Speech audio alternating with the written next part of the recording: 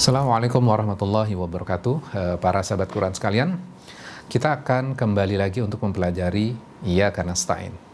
Sebelumnya kita sudah belajar mulai dari Alhamdulillahirabbil alamin, Ar-Rahmanir Rahim, Maliki Yaumiddin, Iyyaka na'budu wa iyyaka nasta'in. Dan insyaallah hari ini kita akan memperdalam kembali pemahaman kita tentang Iyyaka nasta'in. Di situ ada kata nasta'in.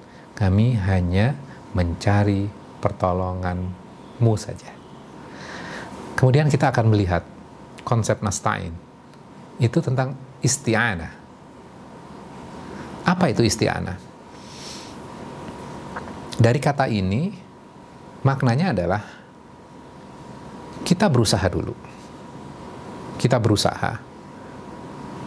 Dan ketika kita sudah berusaha, kemudian kita memiliki sebuah keterbatasan, kita memiliki sebuah hambatan.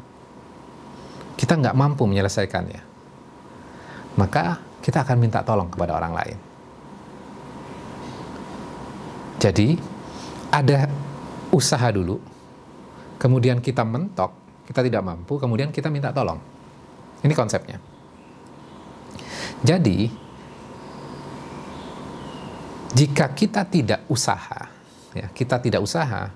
maka step berikutnya adalah kita nggak layak untuk ditolong. Itu kan konsekuensinya. Jadi isti'anah itu adalah kita berusaha maksimal dulu, kemudian kita nggak mampu, kita mentok, ada bagian yang kita tidak bisa menyelesaikannya, maka kita minta tolong. Maka kita berhak mendapatkan pertolongan. Oke, sekarang kita lihat contohnya misalnya.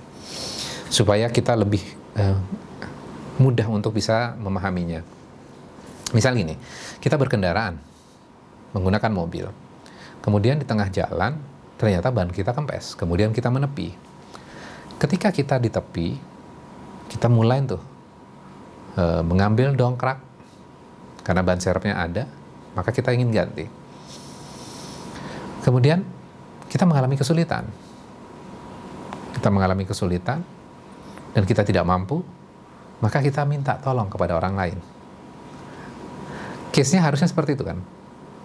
Tapi ternyata skenario kedua nih, contoh yang banyak kempes, kemudian kita menurunkan dongkrak, terus habis itu kita minta tolong kepada orang lain. Dan akhirnya ada orang yang mau berhenti dan membantu kita.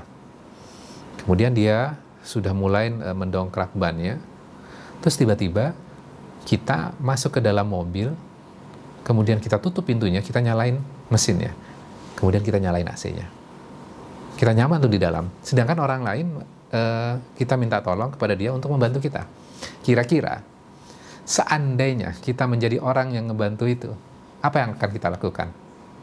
Enak aja ya. Mobil dia. Kok dia enak-enak saja? Saya suruh kerja. Kira-kira, kita akan meninggalkan dia nggak?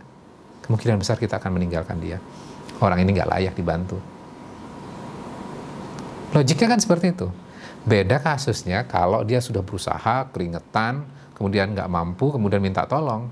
Kita yang melihat dia, ini orang kayaknya memang layak dibantu. Kasihan dia sudah berusaha, tapi dia nggak mampu. Dia nggak tahu. Ini loh, konsep Iyyaka nasta'in. Jadi kita berusaha maksimal, kemudian kita tidak mampu, maka kita minta tolong kepada Rob kita. Jadi, ini adalah konsep Islam. Nah, kadang-kadang kita dipertemukan dua pemahaman yang ekstrim. Apa dua pemahaman yang ekstrim ini? Satu, apapun yang terjadi pada diri saya, itu semua adalah hasil usaha saya. Itu yang pertama. Dua ekstrim yang kedua apa? Apapun yang terjadi itu karena Allah. Jadi kita tidak perlu usaha. Kalau rezeki kita, pasti kita akan dapetin. Tenang saja, nggak usah usaha. Nah, ini kan dua pemahaman yang sangat ekstrim. Satunya ekstrim karena saya, dan satu lagi adalah kita nggak perlu usaha. Nanti kalau Allah rezekikan, ya kita akan dapat. Kita sudah belajar konsep isti'anah. Konsepnya apa berarti? Ada effort pada diri kita. ada usaha yang maksimal pada diri kita. Dan resultnya, hasilnya ada di tangan Allah. Jadi kewajiban kita apa? Kewajiban kita berusaha. Sedangkan hasil itu tergantung Allah. Allah izinkan terjadi atau enggak. Jadi kombinasi. Jadi kita memiliki kewajiban melakukan effort yang terbaik pada diri kita. Maka resultnya, insya Allah, Allah akan berikan kepada kita.